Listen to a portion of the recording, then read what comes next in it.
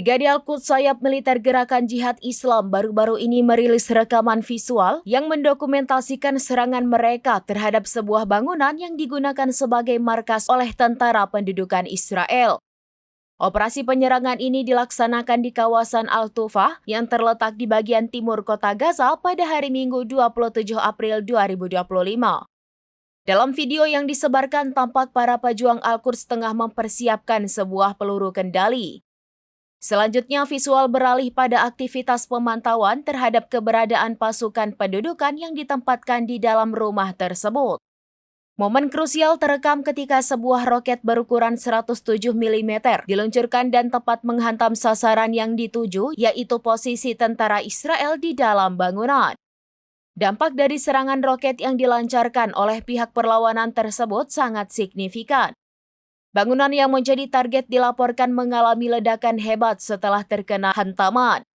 Aksi ini menunjukkan kelanjutan konfrontasi antara Brigade Al-Quds dan tentara pendudukan Israel di wilayah Gaza.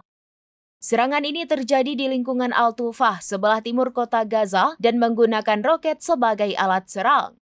Tujuan dari serangan ini adalah untuk menyerang posisi tentara Israel yang berkubu di dalam sebuah rumah.